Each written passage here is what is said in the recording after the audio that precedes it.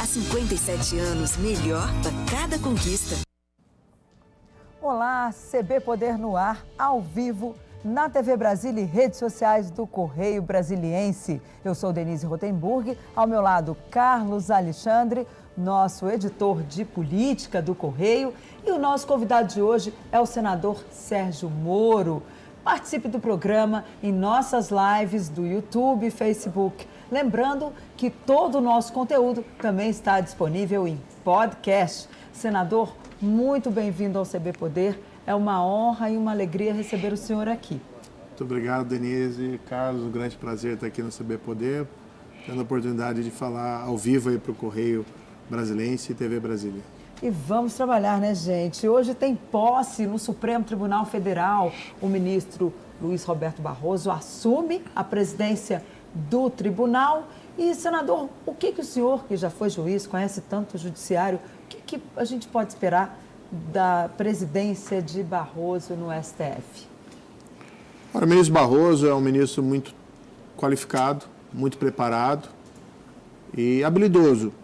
Ele tem dito que ele quer tentar pacificar, ajudar na pacificação do país, que é muito positivo. Espero que ele tenha sucesso nessa missão.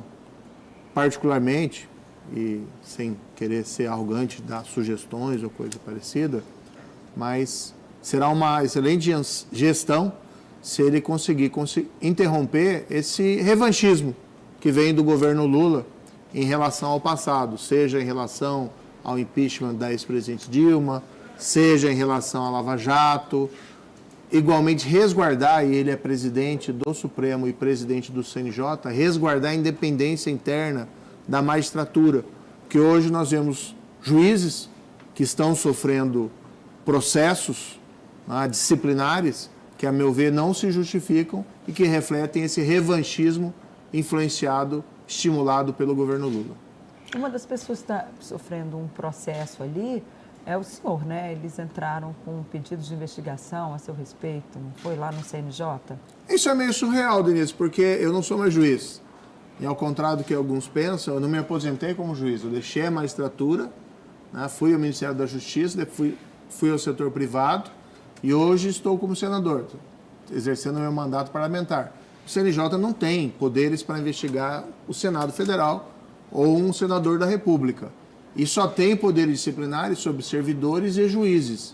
Logo, estão no exercício da magistratura. No exercício da magistratura, até pode-se dizer, eventualmente, o inativo, o aposentado. Pode-se até pensar no aposentado. Mas eu não sou nenhum nem outro. E veja que paradoxal. A maior sanção que o CNJ pode aplicar ao magistrado é a aposentadoria compulsória. Uhum. Então, quase falar, então me aplique a aposentadoria compulsória, porque eu deixei esses benefícios da magistratura, muito embora tenha contribuído ali por 22 anos. Então, não entendo muito bem esse procedimento, particularmente o Corregedoria do CNJ, não dá para dizer CNJ, que é uma iniciativa da Corregedoria, está exercendo um poder que não tem. O senhor está entendendo, então, que está havendo uma politização do judiciário? Seria isso? O governo Lula tem estimulado esse revanchismo. Ao invés de olhar para frente, veja segurança pública. Qual que é a política de segurança pública do governo Lula? Até hoje eu não sei. Não tem nenhum projeto que foi encaminhado pelo Ministério da Justiça e Segurança Pública para o Congresso Nacional sobre o tema segurança pública.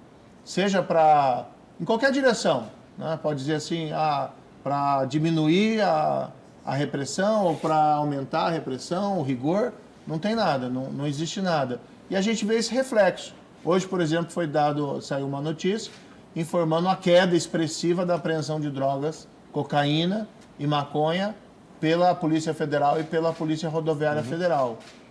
Nós estamos vendo, infelizmente, essa crise de segurança na Bahia e o Ministério da Justiça, a Segurança Pública, paralisada. Essa perseguição, esses procedimentos que estão sendo instaurados na PF, que estão sendo instaurados no CNJ, de certa forma, refletem essa influência do governo Lula em olhar para trás e não para olhar para frente. O ministro Flávio Dino não está fazendo um bom trabalho, então? Olha, eu não quero tratar isso de maneira pessoal, né? Eu não quero pessoalizar. O que me parece é uma falta de foco. Ao invés de focar nos temas da segurança pública, o que o cidadão brasileiro quer? Ele quer sair às ruas sem ser assaltado. Ele quer mandar os filhos dele para a escola sem eles serem mortos. Então tem que trabalhar com propostas. Veja que essa semana nós debatemos na Comissão de Segurança um projeto de lei que já foi aprovado na Câmara, que é o fim das saidinhas. Fim, igualmente, da progressão de regime de cumprimento de pena sem haver um exame criminológico, que é chamado, para ver se a pessoa está apta a ir para um regime prisional mais flexível, vamos colocar assim. O governo aparentemente é contra, mas veja que ele tem permanecido à margem dessa discussão, não tem focado nesse tipo de debate. Então, me parece que existe uma falta de foco do governo nos temas que realmente importam ao cidadão.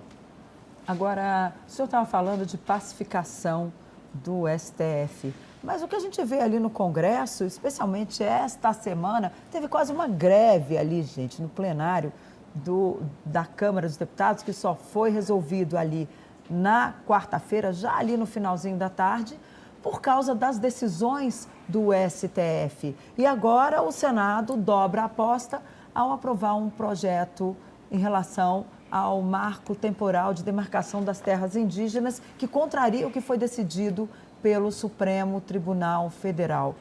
Tem caminho para essa pacificação, uma vez que esse projeto pode até ser considerado inconstitucional, porque já tem gente falando em levar esse projeto para o judiciário para questionar a constitucionalidade dele, e tem muita gente já apostando que pode ser considerado inconstitucional. Qual é a sua avaliação? Denise, a obstrução da pauta é um mecanismo político normal, que reflete uma insatisfação da oposição que conseguiu aliados, mesmo na base do governo, ou nos independentes, para obstruir a pauta.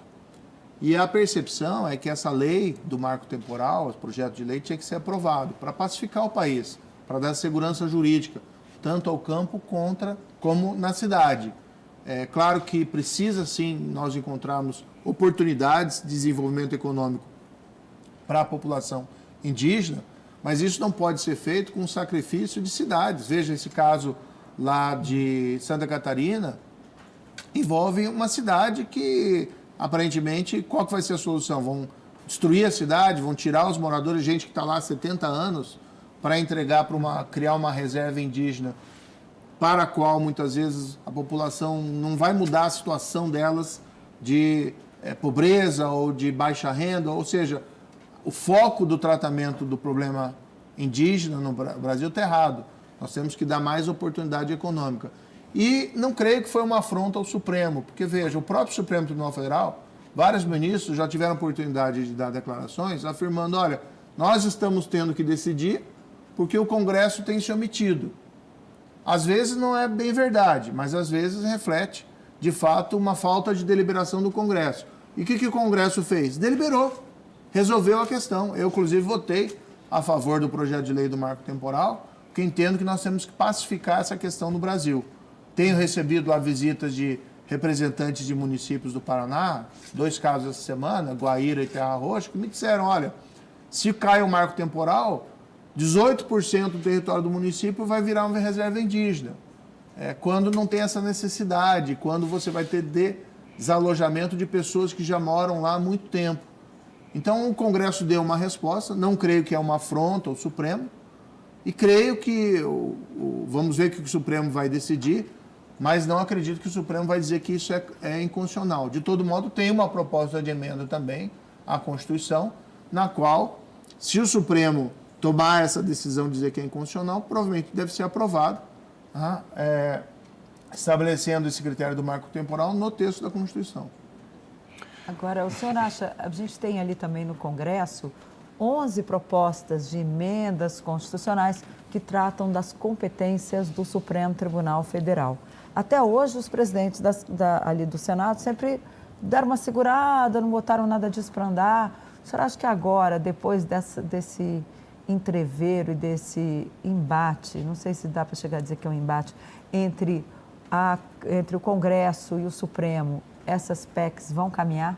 Eu sou daqueles que defende a pacificação, né? Então eu endosso o que o ministro Barroso tem dito, que gostaria de trabalhar pela pacificação do país, que envolve diversos agentes.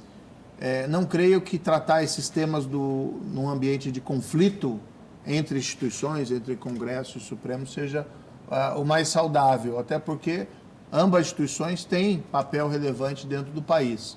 O que eu particularmente defendo é que nós possamos remodelar, sem embate, inclusive dialogando com os ministros do Supremo, as competências daquela corte, transformando ela numa corte constitucional à semelhança das europeias.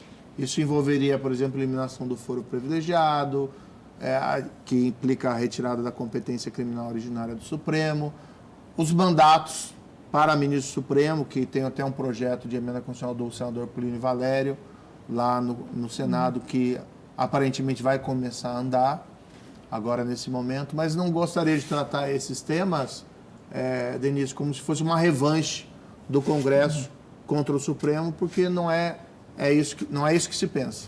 O senhor acha que com esse clima de desgaste, digamos assim, entre os dois poderes, isso pode interferir na escolha, na indicação do próximo ministro do Supremo, que será sabatinado pelo Senado? Como é que o senhor está vendo isso? Essa é uma indicação que é sempre importante, porque o ministro Supremo, a não ser que se mude para mandato, ele é vitalício.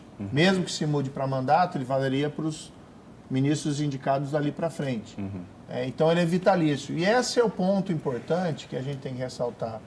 O senador ou deputado, ele não é melhor do que o ministro Supremo. Mas o ministro Supremo também não é melhor do que o senador ou que o deputado. Agora, nós temos uma vantagem que os ministros Supremos não têm. Porque nós estamos sujeitos a uma avaliação periódica a cada 4 ou 8 anos. Então, se eu fizer um mau trabalho, eu posso ser destituído pelo eleitor. Então, se eu aprovo leis que desgostam o eleitor, ele me troca. E aí podem ser aprovadas novas leis mais condizentes com o que deseja a soberania popular, o voto do povo. O ministro Supremo é vitalício. Então, em alguns temas de políticas públicas complexas, como drogas, a questão do aborto, a própria questão do marco temporal, seria oportuno uma postura de autorrestrição do Supremo Tribunal Federal para deixar o Congresso decidir. Que se o Congresso decidir errado, ele pode ser substituído pela população. Então, essas indicações são muito importantes. É claro que o Senado vai estar atento, né? Eu não falo aqui pelo Senado, evidentemente, mas pelo sentimento que a gente vê ali dentro dos senadores, vai estar atento a essas indicações. Mas o que se nota, né, senador, é que nas últimas indicações, inclusive não só desse governo, mas do governo anterior também, os presidentes deixavam muito claro que queriam alguém próximo a eles, alguém afinado, digamos assim, com o perfil do presidente. Ou seja, acaba que tem uma tendência de se politizar, de se indicar alguém próximo ao entendimento do executivo. Isso não cria complica mais essa relação entre judiciário e legislativo? Não, certamente.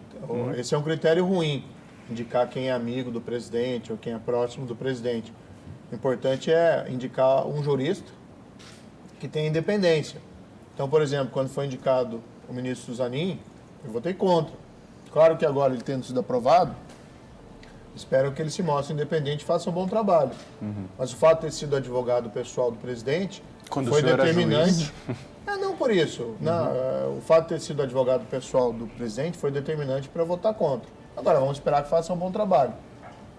Eu vi esses dias o Lula falando que não ia mais escolher por critério de gênero ou racial.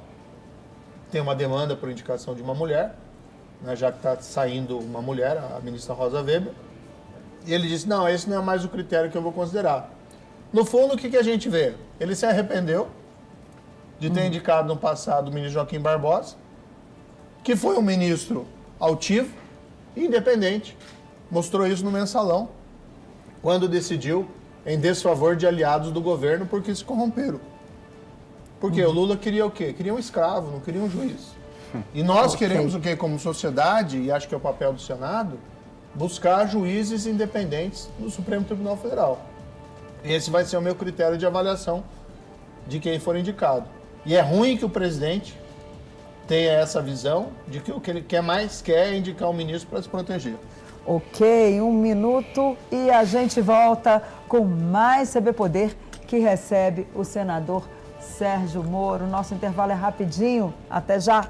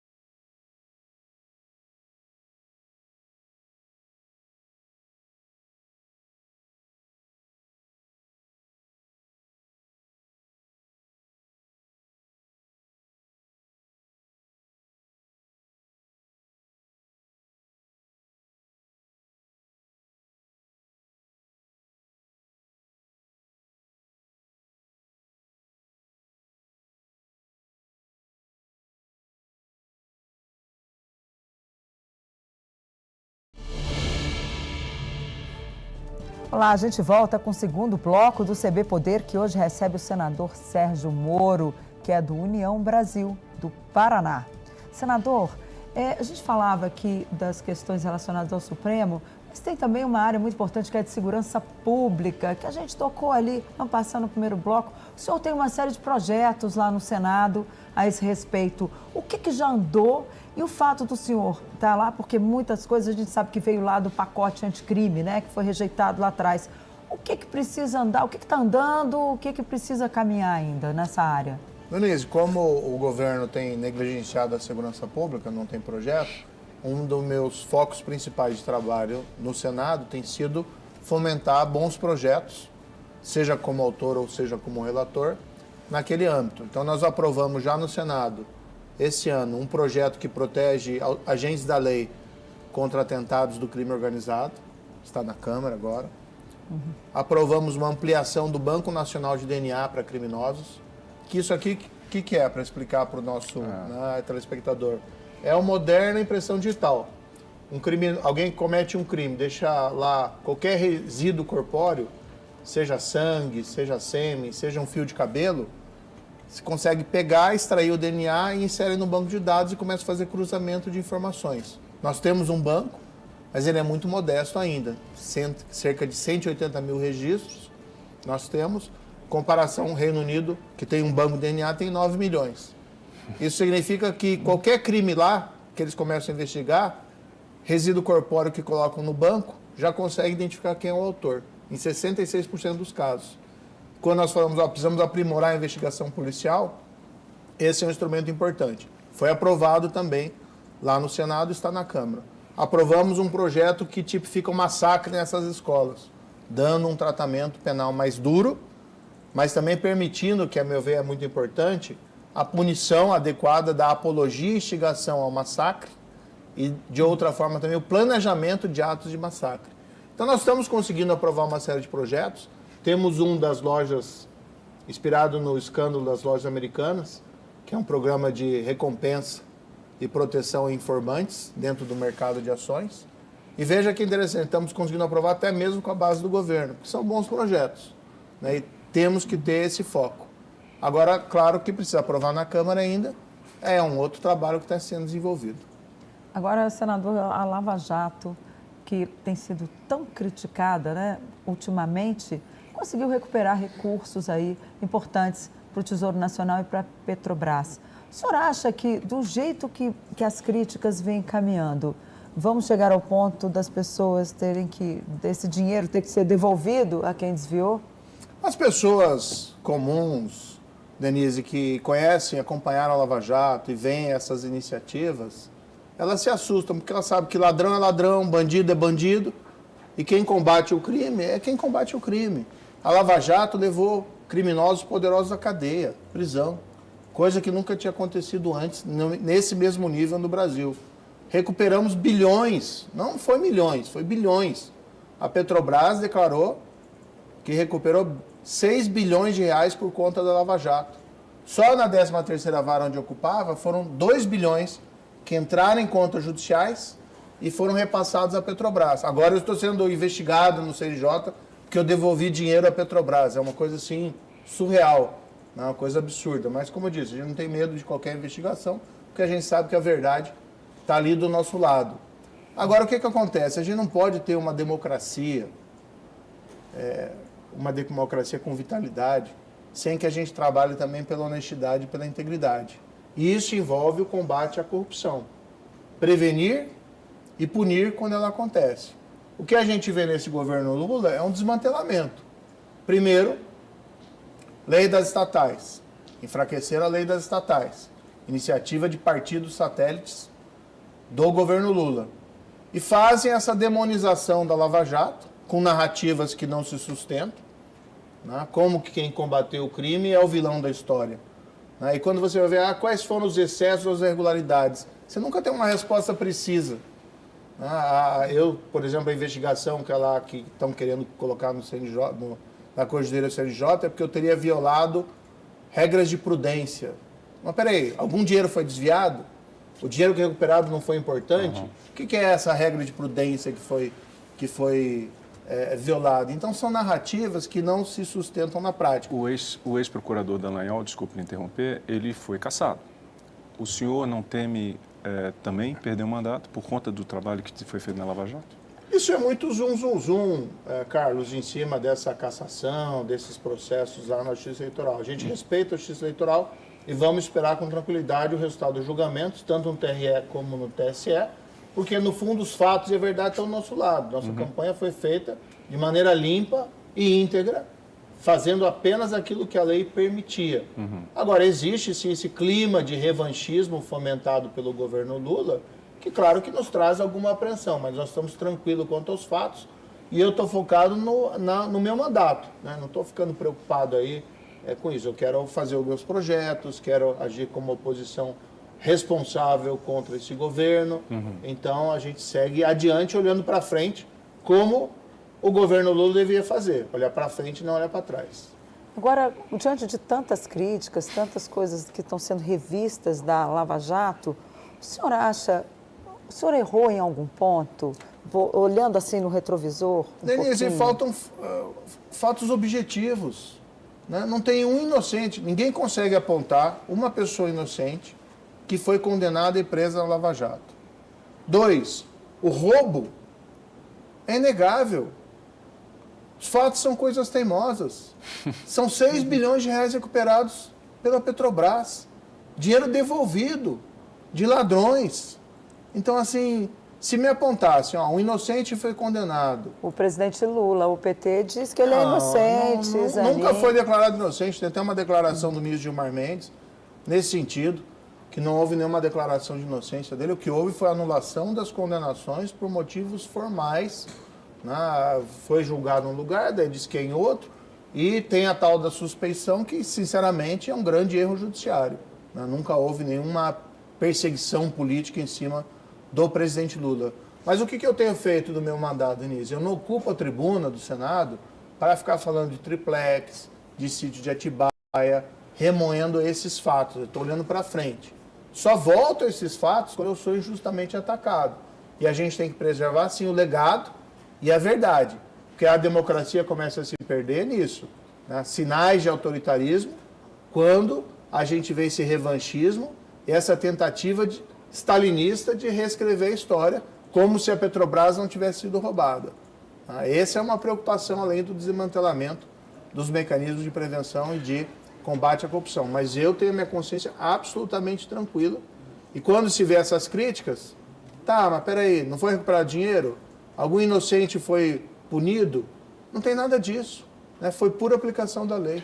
O senhor, inclusive, nessa sua nova fase como político, o senhor participou recentemente de um evento em Buenos Aires para se falar de liberdade. O que o senhor está querendo chamar a atenção? O que o senhor está entendendo em relação à democracia brasileira nesse momento e na América Latina? Esse grupo é o grupo chamado Liberdade e Democracia, formado por ex-presidentes latino-americanos de direita e centro-direita. Então estavam lá o Macri, o Piñera, Tuto Quiroga, Felipe Calderón, Miguel Ángeles, que é o ex-presidente da Costa Rica, e outros. E agora nós trouxemos lideranças. Levei também, acabei convidando a senadora Tereza Cristina, Eduardo Girão, o governador Ronaldo Caiado, para aumentar a participação brasileira. Durante muito tempo, o Brasil fica de costas para a América Latina, talvez pelo tamanho continental, pela língua que é diferente, mas nós temos problemas comuns. E um desses problemas comuns é o populismo de esquerda com viés autoritário na América Latina, que, se não controlado, desemboca em tiranias ou ditaduras como é a da Nicarágua, de Cuba e da Venezuela. Então, esse grupo pretende ser um contraponto, afirmando os valores fundamentais da liberdade e da democracia. Acreditamos no livre mercado, acreditamos na liberdade de expressão, acreditamos na proibição da censura, somos contra também extremismos dentro desse grupo, mas precisamos fazer um contraponto ao grupo de Puebla e ao Fórum de São Paulo, que tem fomentado essas ditaduras na região. E o que foi bem interessante, Carlos, nessa reunião, é que nós tínhamos ali perseguidos políticos. Tínhamos filha da Jeanine Áñez, que é a ex-presidente da Bolívia, sim, que é prisioneira política na Bolívia hoje. Tínhamos o filho do governador Camacho, da província de Santa Cruz da Bolívia, também preso político na Bolívia. Tínhamos Félix Maradiaga, que foi preso politicamente por Ortega, foi expulso da Nicarágua, hoje tem a nacionalidade cassada. E estávamos lá também com a Rosa Maria Payá, que é filha do Oswaldo Payá, que é um dissidente cubano que foi assassinado pelo regime de Castro. Então, nós temos também que dar apoio a esses perseguidos políticos. Nós não queremos ter perseguidos políticos aqui no Brasil. Ou seja, a esquerda também não tem o monopólio da democracia, né? Você vê que tem exemplos bem claros de indícios de perseguição, de ações ilegais, pode-se dizer. Não, certamente. Democracia vem antes de esquerda e de direita. Né? Acho que pode ser de esquerda, pode ser de direita, mas a democracia ali é fundamental. No entanto, a esquerda, parte da esquerda, não vamos generalizar, ela tem um discurso fundamentalista que se coloca como o monopólio da virtude. Todo mundo que não é com ela, ou é fascista, ou é nazista, ou é extremista, ou é agente da CIA, ou agente lá dos Estados Unidos. E não, vamos aos fatos. Como eu disse, uma das formas de construir autoritarismo é você ignorar os fatos e partir apenas por essa retórica fundamentalista. Esse grupo é um grupo de direita e de centro-direita, formado por pessoas que nunca flertaram com qualquer espécie de autoritarismo. Agora nós precisamos resgatar os valores da liberdade e da democracia na América Latina contra o populismo de esquerda autoritário. Então o senhor não põe o presidente Bolsonaro, o ex-presidente Bolsonaro, nessa lista aí de possíveis líderes da direita? Não, o Bolsonaro é um líder da direita aqui no espaço latino-americano, só que ele não necessariamente tem afinidades próximas a esse grupo. Esse grupo é extremamente crítico ao presidente Lula, atualmente. Entende que o Brasil está num caminho perigoso de revanchismo e acaba fomentando também dentro da América Latina, dando apoio a esses tiranos e ditadores. Veja que Lula recebeu Maduro com honras no Brasil e não fez nenhuma crítica aos abusos da ditadura venezuelana. Ok, infelizmente nosso tempo acabou. O CB Poder fica por aqui. Eu agradeço ao senador, ao Carlos Alexandre. E para você que nos assistiu até agora, muito obrigada pela companhia e até a próxima. Tchau!